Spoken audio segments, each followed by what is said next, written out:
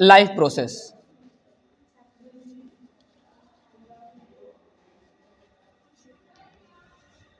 तो क्वेश्चन ये है कि what is life process. Topic तो पढ़ना ही है और कई बार आप लोग पढ़े भी हैं इससे पहले भी। लाइफ प्रोसेस है क्या? सारे process, all the process which are need for life, this is called life process. अब कौन कौन से प्रोसेस ऐसे हैं जो लाइफ को एक्सटेंड करने के लिए, बनाए रखने के लिए बहुत ज़रूरी है। इधर नहीं देखना है, इधर देखना है, ठीक है। तो लाइफ प्रोसेस के कौन कौन से प्रोसेस होते हैं जो लाइफ एक्सटेंड करने के लिए, चलाने के लिए ज़रूरी होते हैं, सोचना है और बताना है। कुछ दो चार हैं, जैसे कि आप जानते हैं सबसे फर्स्ट नंबर हम एज अ ह्यूमन हमें ज़रूरत पड़ती है किसके? न्यूट्रिएंट की, फूड की या भोजन कह लें आप, जो भी कह लें। किसकी? फूड। और फूड से मिलता क्या है हमें? फूड से मिलता है न्यूट्रिएशन। अब पहला तो हमारा यही क्वेश्चन है कि न्यूट्रिएशन और फूड में क्या डिफरेंस होता है। बहुत बारीकली समझना है आपको, बारीक, बिल्कुल डीप में। फूड न्यूट्रिशन क्या है? एक लाइन है, थोड़ा ध्यान से सुनिएगा गंभीरता से, कि हर फूड के अंदर कुछ ना कुछ न्यूट्रिएंट होते हैं, पर हर न्यूट्रिएंट हर फूड में नहीं होता है। क्या समझ में आ रहा है इससे? इस लाइन से कुछ समझ में आ रहा है? जैसे एग्जाम्पल के लिए हम खाते हैं क्या? राइस खाते हैं, तो राइस में हमें क्या न्यूट्रिएंट मिलता है? कार्बोहाइड्रेट। सभी लोग जानते हैं इसमें क्या होता है? कार्बोहाइड्रेट। तो राइस क्या है? राइस फूड है। राइस क्या है? फूड। लेकिन ये जो कार्बोहाइड्रेट है ये क्या है? ये है न्यूट्रिएंट। समझ में आ रहा है? और आपको ये भी पता होगा कि न्यूट्रिएंट कुछ हैं, जैसे कि फैट होता है, फैट, प्रोटीन भी है, कार्बोहाइड्रेट भी है, इसके अलावा मिनरल्स भी हैं, है ना। तो सबसे ज़्यादा एनर्जी अगर हमें कुछ देता है तो वो क्या देता है?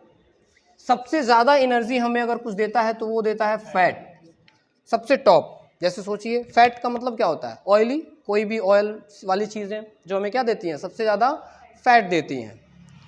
अब यही कारण है कि जब भी आप फास्ट फूड खाते हैं या कोई भी ऐसी चीज़ खाते हैं जिसमें ऑयल हो, तो बहुत जल्दी हमारी भूख क्या होती है? भूख क्या होती है? खत्म हो जाती है। जरा सोचिए, जितना आप चावल खाते हैं, क्या तेल में बना हुआ पूड़ी भी उतना खा पाएंगे? नहीं खा पाएंगे, कम हो जाता है। क्यों? क्योंकि उसमें होता है फैट, और फैट हमें बहुत ज़्यादा एनर्जी देती हैं, इंस्टेंट एनर्जी देती है। लेकिन आप ये सुनिए, इधर ध्यान दीजिए, लेकिन फैट जो है आपको बहुत ज़्यादा न्यूट्रिएंट नहीं देता है। समझ में आ रहा है? दूसरा नंबर इसके बाद आता है कार्बोहाइड्रेट। कार्ब जिसको कहते हैं, कार्बोहाइड्रेट, आपको पता है कार्बोहाइड्रेट किस में मिलता है? जैसे कि चावल हो गया, आलू हो गया, है ना। तो ये दूसरा नंबर पे आता है जो हमें बहुत ज़्यादा क्या देता है? एनर्जी देता है। इसके बाद किस में मिलता है आपको पता है? इसके बाद आता है प्रोटीन। कौन सा? प्रोटीन। और ये प्रोटीन जो है थर्ड नंबर का वो न्यूट्रिएंट है जो हमें क्या देता है? एनर्जी देता है। प्रोटीन। प्रोटीन से क्या बेनिफिट होते हैं और किस में मिलते हैं? मिल्क में तो मिलता ही है प्रोटीन, ठीक है। इसके अलावा मीट में भी मिलता है ना। और इसके अलावा क्या?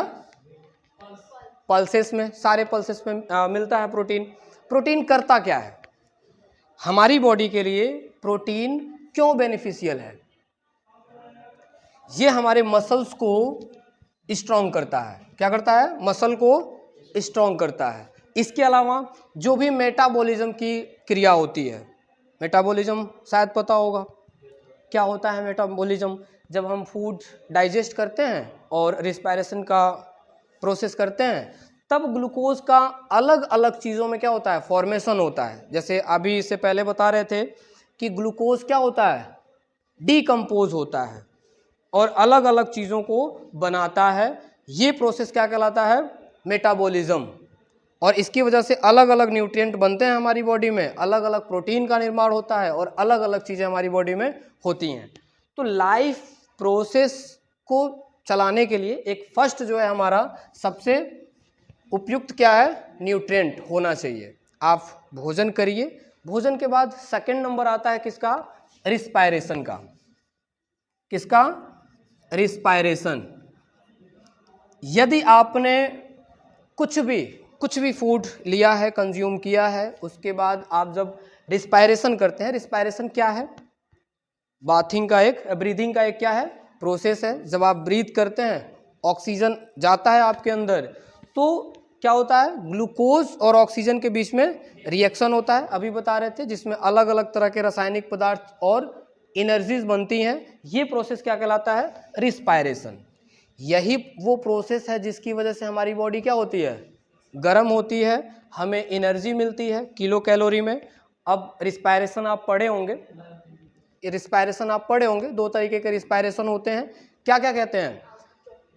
एरोबिक और एनारोबिक, है ना? रिस्पायरेशन कितने टाइप्स के होते हैं? एरोबिक और एनारोबिक। एक में जैसे कि हम जिसमें पढ़ते हैं क्या? एरोबिक। अब इसमें क्या होता है कि ऑक्सीजन प्रेजेंट होता है। ऑक्सीजन क्या होता है? प्रेजेंट होता है। और जब ऑक्सीजन प्रेजेंट होता है तो ग्लूकोज पूरी तरह से एनर्जी में कन्वर्ट होती है। और इसमें जो बनता है, जैसे ग्लूकोज का फॉर्मूला क्या होता है? C6H12O6 प्लस जब हम ऑक्सीजन के साथ रिएक्ट कराते हैं, रिएक्ट होता है, तब क्या होता है? इसके बीच में रिएक्शन होता है और क्या बनता है?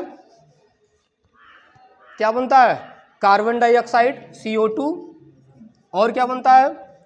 वाटर H2O, और क्या बनता है? एनर्जी। और एनर्जी किस फॉर्म में बनती है, रिलीज होती है? ATP के रूप में। मालूम है फुल फॉर्म क्या होता है ATP का? Adenosine triphosphate. अब ये एडिनोसिन ट्राईफास्फेट ये क्या है? एनर्जी किलो कैलोरी के रूप में रिलीज होती है, जो हमारी बॉडी को काम करने के लिए क्या करती है? एनर्जी प्रोड्यूस करती है, एनर्जी देती है, है? ये एनर्जी का यूनिट है किलो कैलोरी। एनर्जी को मापने के लिए क्या है? यूनिट है। छोड़िए, आइए इधर देखिए, ये है। अब यह जरा सोचिए कि क्या हर एनिमल, जितने भी ऑर्गेनिज्म होते हैं, क्या सब में ऐसा ही होता है कि ऑक्सीजन होने के साथ ही रिस्पायरेशन की क्रिया होती है, या कुछ ऐसे भी जानवर होते हैं जो नहीं करते हैं रिस्पायरेशन, या ऑक्सीजन के जगह पे कुछ और ले लेते हैं, या बिना ऑक्सीजन के ही रिस्पायरेशन कर लेते हैं? क्या ऐसे कोई जानवर हैं?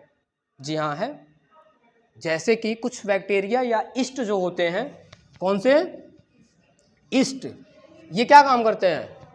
ये एनारोबिक रिस्पायरेशन करते हैं, बिना ऑक्सीजन के ही रिस्पायरेशन करते हैं। और जब इस तरह का रिस्पायरेशन होता है, तब ग्लूकोज बिना ऑक्सीजन के ही क्या होता है? ऑक्सीकृत होता है, ऑक्सीडेशन होता है इसका, और ये पूरी तरह से एनर्जी में कन्वर्ट ना हो करके क्या बना देता है? लैक्टिक एसिड बना देता है।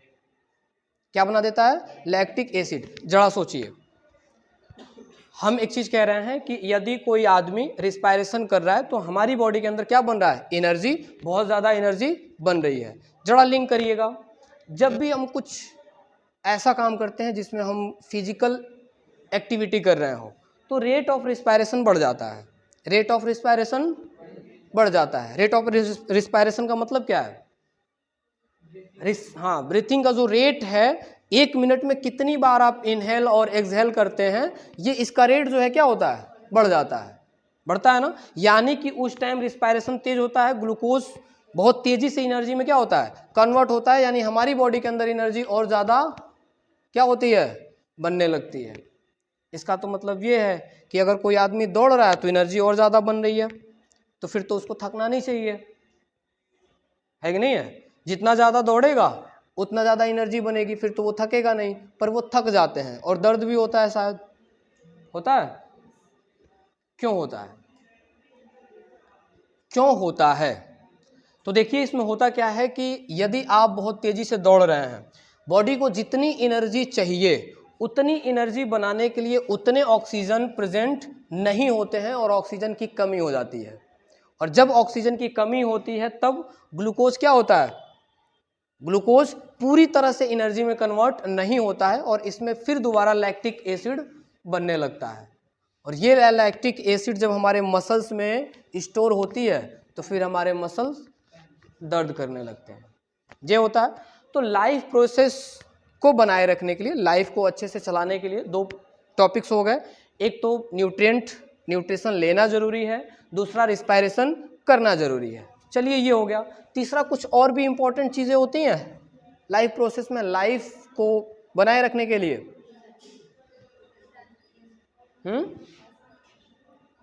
ट्रांसपोर्टेशन, ठीक है, एक तो ट्रांसपोर्टेशन हो गया, दूसरा और हाँ एक्सक्रेशन यानी कि उत्सर्जन, वेस्ट मटेरियल को बॉडी से क्या करना, बाहर निकालना। ट्रांसपोर्टेशन क्या है कि जो भी आपने कंज्यूम किया है या आपकी बॉडी के अंदर जो भी चीज़ें बन रही हैं, कोई भी केमिकल्स, वो पूरी बॉडी में इक्वली क्या हो, डिस्ट्रीब्यूट हो, बॉडी के पूरे सेल तक, लास्ट सेल तक वो चीज़ें पहुंच पाए, वो क्या कहलाती हैं, ट्रांसपोर्टेशन। कुछ और भी है, कुछ और भी है, जी हाँ कुछ और भी है, जैसे कि रिप्रोडक्शन, ये भी एक लाइफ प्रोसेस है। क्या, रिप्रोडक्शन।